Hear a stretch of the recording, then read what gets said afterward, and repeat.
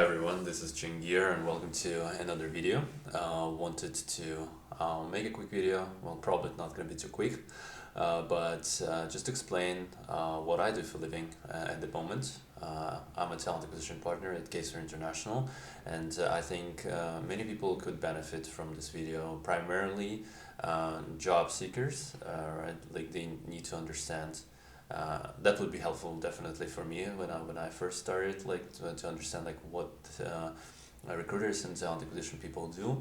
But also this video could be helpful for those who just kind of curious about exploring this path as a career and understanding like what's in it in this job for them, and do they have what it takes, and would that be something they enjoy. Yeah, let's dive in. Like there will be 6 sections here. Like what we're gonna talk about. What is the job? Who is that for? What's the difference between a talent acquisition partner and an agency recruiter? And again, that's my opinion. But what do I think could be the indications of top performance here in this role? What are some logical career progression paths? And I will be sharing some of the resources that you can use. Right, so first and foremost is like what is the job primarily. So let's talk about mandate, process, and this job is definitely a sales job, and I will explain what it means, and I will explain what the last item, matchmaking, as well is. So the mandate for the job, and I like how Martin, our head of talent acquisition at Caseware, talks about it, is bringing in exceptional talent while providing exceptional candidate experience, right? And that's pretty much kind of envelopes of what is the function of talent acquisition team and the company is, right? But let's look at the process and what we do, and kind of zoom in here. Yeah, and let's fold this one. So these are the different activities that we do as talent acquisition partners, right? Intake or kickoff meeting is a meeting where you meet a hiring manager, understand what they want, right? Understanding the job requirement, what the job entails. This is what the job description is, right? We understand also what the person description is, what's the profile of the perfect candidate profile. What are the different projects, what are the OKRs, objectives, and key results, right? What does success look like on the job? Also understanding what kind of things will help us in sourcing and finding the candidates, what kind of keywords, what kind of skills and technologies and methodologies, right? Second activity is posting the job. So it depends. Sometimes you should be the one who is crafting the job description. Sometimes you're getting it from hiring manager and help them to edit it. But then you post the job on your careers page, and it's either automatically being reposted into different job boards, or you have to do it manually. So if applicants start applying for your job, right, you're the one doing resume screening as well, looking at the resumes of the applicants. All internal communication is on you. You are managing internal stakeholders. That's again different teams and hiring managers, right? And that's a big part of the job. Sourcing, that's a primary activity that drives our success, right? Finding the candidates online on platforms like LinkedIn, knocking on their doors and reaching out to them, right? And once the candidate responds to us, we phone screen them, scheduling, coordinating phone interviews, conducting phone interviews, and having those conversations to figure out whether they could be a fit for the company. Of course, we don't want things to fall through the cracks on both ends, on the candidate's end and on the our end, on the company end. So following up with both sides, and of course, full cycle of recruitment ends up with an offer, coordinating, negotiating the offer, right, and closing the deal. So that's kind of how the process. So people say that recruitment is sales, right? In a sense, it is true. When I say recruitment is sales, this is the primary thing that I'm thinking of. Sales itself is an ability to create an opinion, right?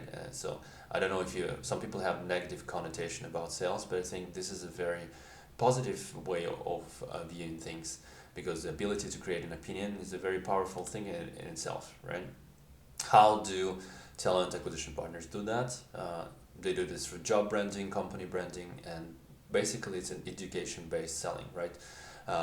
Job branding will always be stronger than company branding, because for every kind of candidates, like when we look at any opportunity, we look at the job itself. How is that a career stretch for us? What kind of learning does it entail for us? But company itself also is important, but probably secondary, right? Like, what is the mission? Where are we going? What's the impact, right? And of course, it is always an education based selling. Like, we're like consultants to candidates in that sense. Like, our job is to provide maximum information so they could make an informed decision, right? But we cannot force them into deciding anything, right? Sales, recruitment is sales, because sales, it operates in the same way as marketing is sales. It's a funnel, right? As a kind of SaaS business as well, software as a service, right? It's a funnel. What does that mean for us? It means that our success depends on the volume and quality of our outreach, right? In sales, it's prospects. In talent acquisition, it is candidates, right? And we still call them in the same way leads, right? But filling the top of the funnel with high quality and large volume of leads, this is basically what's going to drive our success. And of course, again, it's sales and it's funnel, in a sense that a lot of our success comes from conversion. How do we convert all these leads, all these people we engage, into like this one successful potential hire at the bottom of the funnel, right? We also, as a sales organization, what we would have our targets and metrics, right? So this is how we are being measured as talent acquisition partners. Number of reach out, we're like measuring everything, like, because it becomes like HR and like people operations in general, right? It becomes more and more analytical, more data driven. We want to capture all kind of data to understand what exactly are we doing, what are we doing right, what are we doing wrong, to be more successful. So number of reach outs, number of phone screens, number of roles closed per month, time to fill, and percentage of our conversion, how successful we are in, again, converting our leads into hires. Talent acquisition is a complex matchmaking equation, right? And that's kind of the bottom message. Let me make it smaller, right? And understand, on one side, like in your mind, you need to understand what the job requires, right? And assembling this vision in your mind of a perfect candidate, what kind of skills, what kind of experience they need to have, what kind of personality, what kind of traits they need to have. But on the other hand, you are in the trenches, you are meeting actual real people, and trying to discern what do they have to offer, and how do you match these two things. So that's the job. Who is that for? If you are thinking about talent acquisition as a career path, as any job, we can break it down into foundational and technical. You can just see, like, by the number of bullets I have, that this job is largely based on the foundational skills, right? It's not highly technical, but these are the foundational skills that I think are the most important. Communication, self-motivation, you have to be process-oriented, resourceful, you have to be good with time management, people's person, have a strong sales acumen, and organization skills, right? Let's look at it one by one. So what do I mean by communications? You're constantly asking questions. You're asking questions to the hiring manager on the intake, you're asking your candidates questions, right? And what's the purpose to it? You need to be able to elicit the right response. Okay, there is a typo here. And especially with hiring managers, right? Like, what kind of questions do you ask in order to gather these requirements, right? And same thing with candidates. How do you ask these precise, open-ended questions in order to collect the information that is relevant for you to derive the understanding of whether they're the right fit or not, right? It is largely listening when we talk about communication, and these are like three levels of communication. Three levels of listening: internal listening, external, and global, right? Internal listening, when you listening, focusing on yourself, right? Like, what you ask a question, whatever people say, like how do you react to that? I think that's a very important part, to have this self-awareness of how do you react towards what people are saying. External listening, when your focus is on others, right? You focus on the speaker and focus on the information.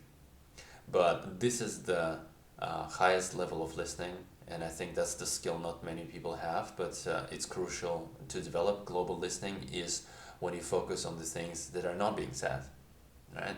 And this is your ability to read between the lines, understand what the person implies, understand what stands behind the words, behind what's being said, right, or not being said. So that's communication. You have to be very self-motivated, and that comes from self-awareness. You need to understand, and self-awareness is helpful in two major senses. The first one is you cannot be biased in our job, and everyone has unconscious bias, right? But at least you should be able to track it and to monitor it, to observe it, and this will give you the power to address it. On the other hand, you need to understand your own motivators, right? And you need to understand motivation as a whole, because this is something you will be looking into, understanding what are the motivators of the person in front of you, right?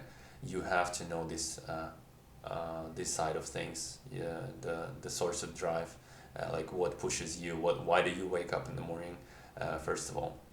But then again, like it's a job that requires discipline and organization, right? And you need to understand what motivates you. You have to be very, very process oriented. Why? Because everything, like again, similar with sales, right? It's a very process driven job. With intakes, right? It's you taking coaching and advisory role. How do you streamline your questions to collect the information?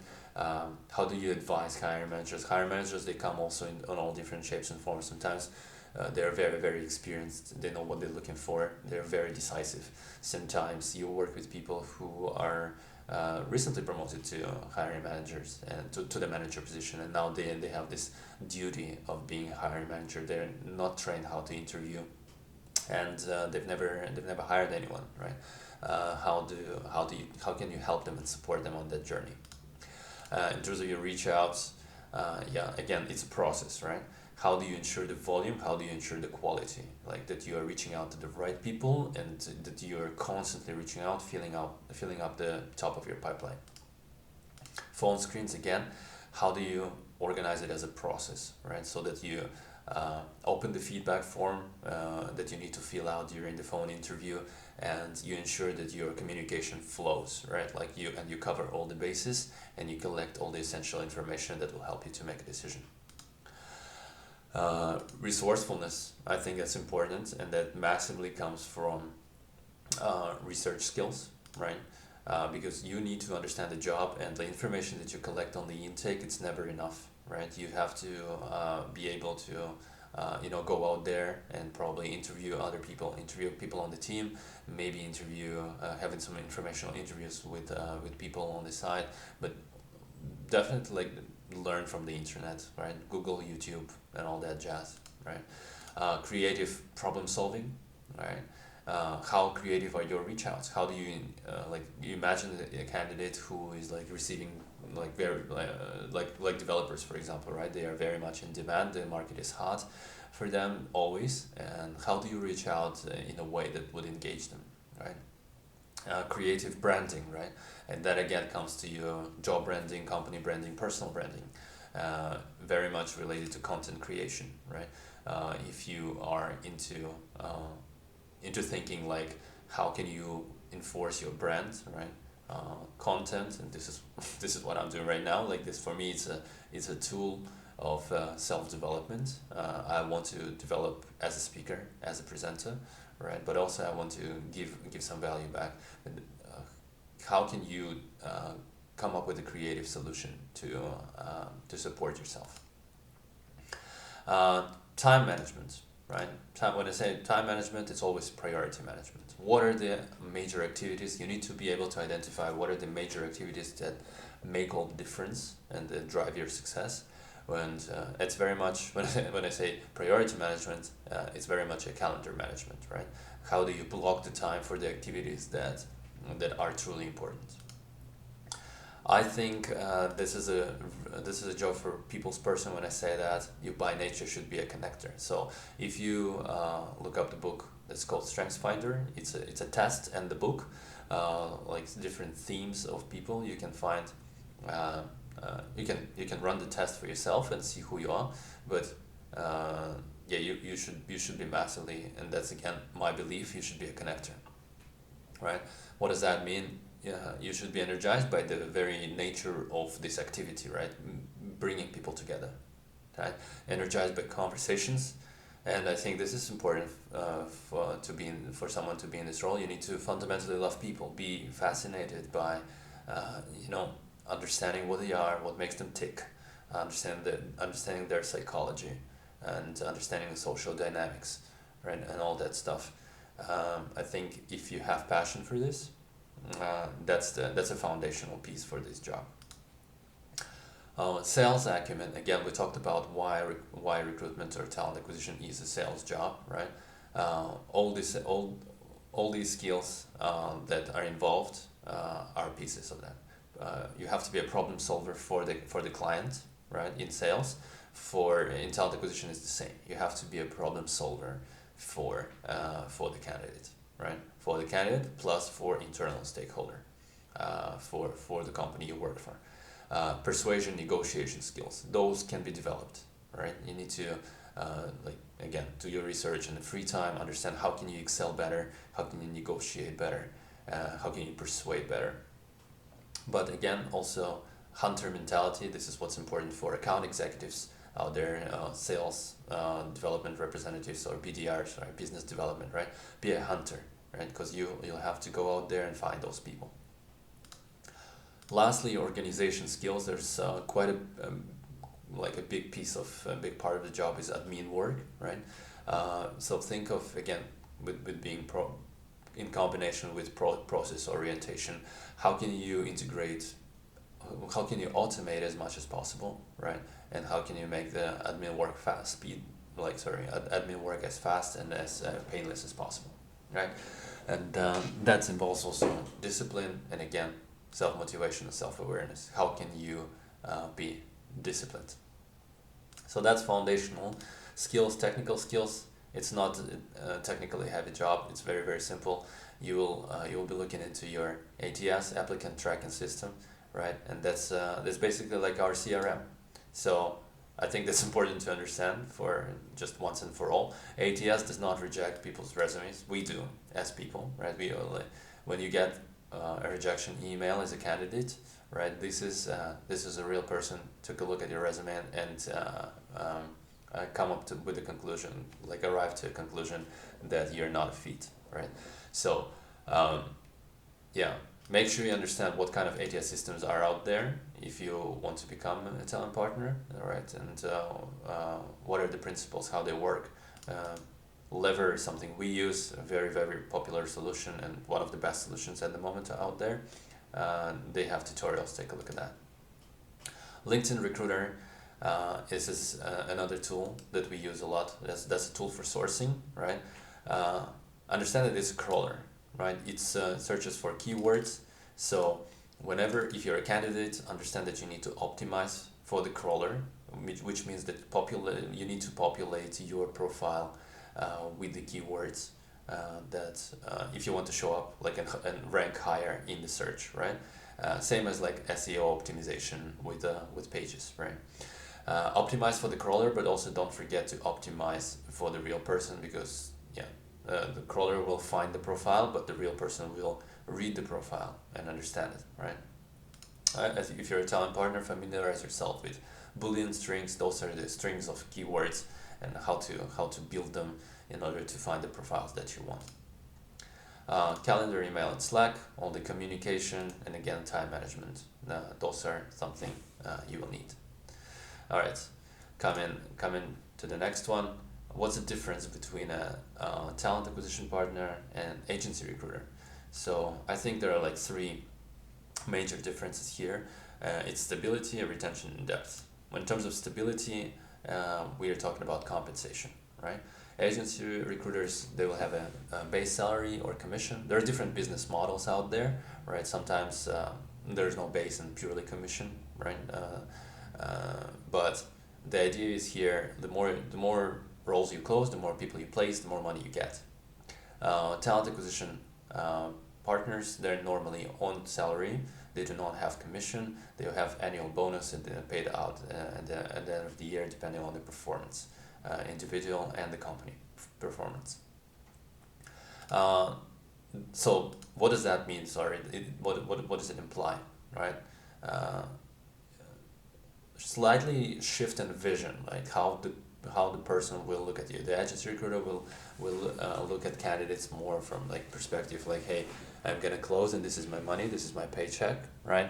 The shift of talent acquisition partner is kind of shifted from the vision is shifted from this perspective, right? The number of closes does not necessarily reflect their paycheck in their paycheck.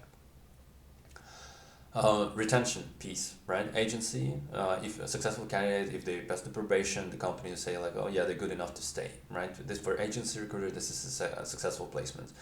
Talent acquisition partner thinks a longer term because they understand if the hire comes in, stays on the job for 1 year and then leaves, chances are there's no positive return on investment, right? The company is losing money if the person stays on the job for only 1 year, right? Statistically, that is true. So in order to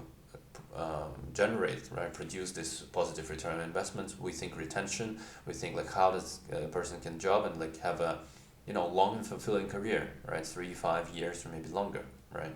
And be happy on the job and provide value for longer periods of time. Depth. Agency recruiter works with many clients and they call them accounts. You'll see in the agency side there are even like a special role in some of them called account manager. Those are the people who work only with companies. They gather the roles and they distribute them among recruiters, right? And recruiters already it's a recruiter's job to fill the role, right? Talent acquisition partner works with one client, right? Our client is our company, right? How do we and obviously that comes with different breadth and depth, right? Talent acquisition partner will have a higher will have a leverage of ability to go and explore bigger depth, right? With more time with hiring managers, a better understanding of business and of business model, how the business operates, right? And an ability to spend time with every single person in the company and have these coffee chats and understand what do they do at their job, what makes them high performers, what are their challenges, what are the technologies and methodologies that they use, right? Understanding the job in depth. So these are the three key differences: stability, retention, and depth. Top performance. Now, I want to talk about this. Again, this is my my subjective opinion. It doesn't have to be true, but it's based on the observation of many talented people I have a fortune to work with. Right? I think if you want to be a top performer and talent acquisition partner, these things are important. First, being a partner to business, right? Not having kind of having a service mentality in a sense that yes, you are servicing business in a sense, but at the same time you're not an order taker, right? You have to be partially coach, partially having an advisory role to the business, right? To the hiring managers primarily. Coach them through best practices in interviewing and assessing talent. Advise them like what are the best practices and what are the best practices for the best candidate experience, for example, right? Secondly, you have to be hence the name, right? Talent partner to the talent, right? In a sense, come into every conversation with the mentality, and this is like at least like it's true for me, right? Like regardless of how this conversation goes, whether you're gonna be hired or not with our company, I want you to succeed, right? I want you to be successful wherever you go, all right? And that's like just a people's stance, people's perspective, right? But at the same time, coach them, right? If they ask for feedback and you can see that they're open for feedback, give them feedback, right? You know how it feels when you don't get any, right? You have nothing to work with. You can't improve, right? So give them feedback. Again, exercise radical candor, right? Probably be direct, be challenging, like challenge them, but at the same time come from a place of love, right? Understand what they're trying to achieve and help them do it, support them. Be a job coach in that sense. Volume, right? That's another thing that's important for top performance, right? Again, we talked about it. High volume of high quality leads, right? And is driven by process and automation, right?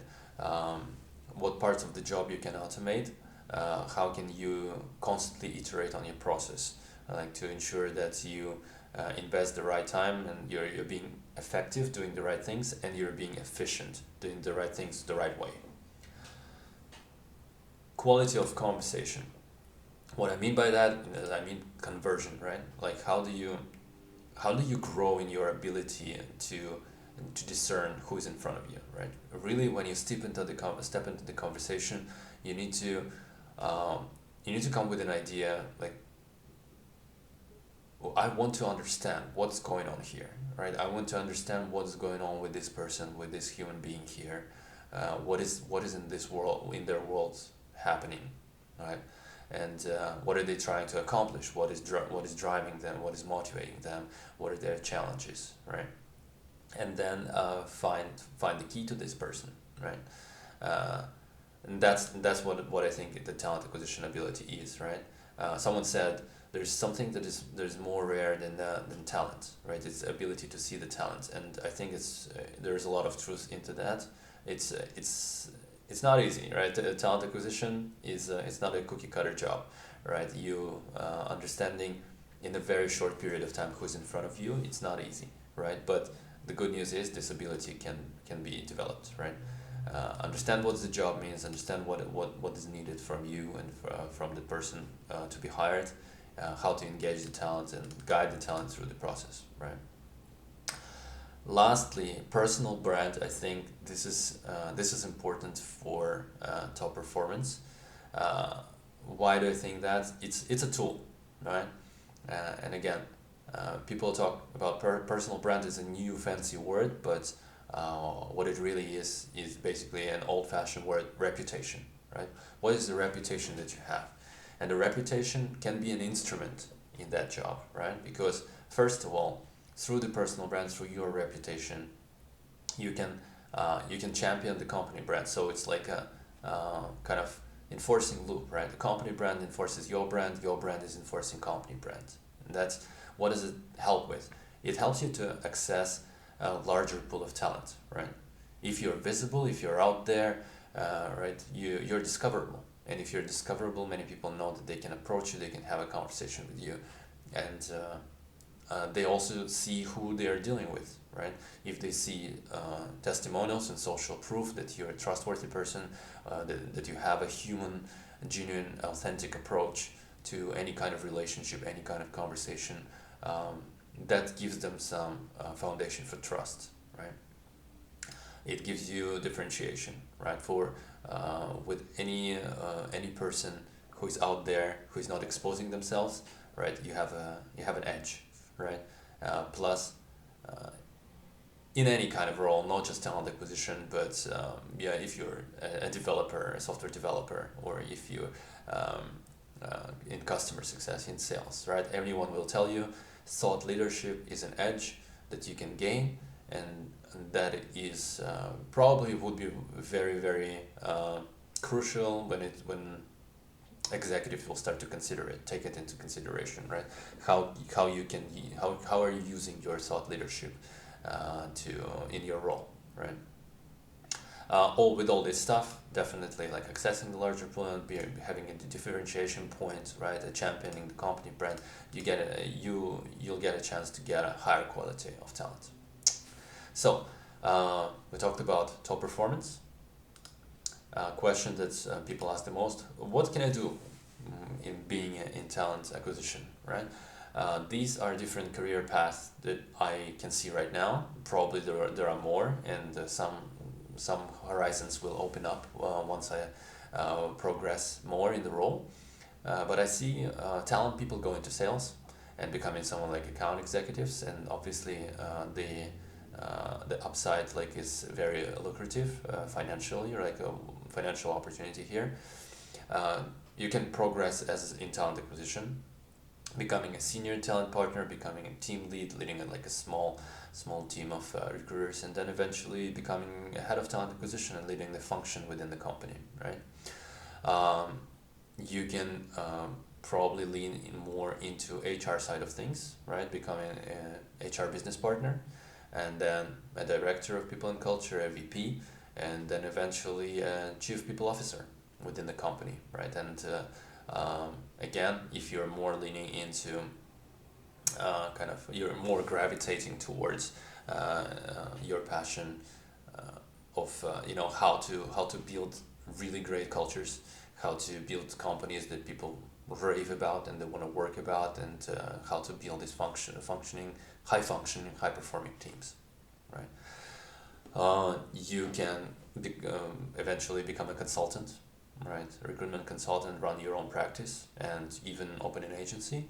And I think one kind of attractive avenue is becoming a business owner, because as a talent partner you're exposed to every single function, and slowly over time you're building your knowledge about how the business works holistically, right? And then with this holistic vision, you can probably try to recreate it or use this knowledge to build your own business. I want to close this with some resources, right? Something that helped me to start, and these are some names. Just look them up. First and foremost, Lou Adler. I don't know how many, like more than 30 years in recruitment. Very very prominent. Listen to his podcasts on Spotify. Read his books. Like his framework, hiring for performance. Right, 2-question interview. 10-factor performance card. Like do your research on this jazz, read this book, Hire with Your Head. Lots of stuff is just written here. Mark Murphy, slightly different framework, and the book with the same name, Hiring for Attitude. I think it's kind of giving you different puzzle pieces. For technical recruitment, I think like a really crash course to just kind of dip your toes into the water. Ayub Shaikh on LinkedIn Learning, there's a really really fast course on tech recruiting foundations. For in-depth, look for this fellow, Michael Juhas, I believe his name is pronounced.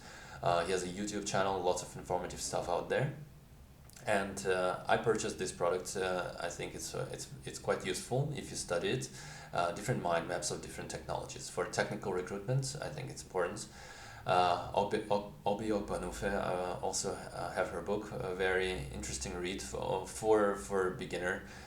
Definitely helped me, and I'm still rereading like parts of it from time to time. Technology Made Simple for the Technical Recruiter, interesting read. Richard Ball, something that I recommend and you would probably be recommending as a talent partner to the candidates, right? What Color is Your Parachute? Book for job hunting. 80% of what you need to know about job hunting is there. Simon Palmer, here's the name of the article. He's a CTO and he writes great stuff on Medium. This article has been recommended me by my manager. Very interesting framework that he's using and he has been using, and it's been derived from years and years of experience. But then again, want to close with just by saying here that the best resource is your own research skills, right? Take the job, dissect it, understand it, just immerse yourself in getting the technology and talk to people. They will always explain you better, like what they do, what their job is about. And I can tell this is the end of it. I'm truly enjoying my role at the moment. I don't know where the life will take me, but I'm very blessed with this opportunity and very grateful for all the people who helped me and on the way and who just made it happen. If you again the way we started, if you are a job seeker, if you want to be a talent partner or a recruiter, I hope it helps you. And yeah, thank you for being on this video, and I'll see you in the next one. Take care.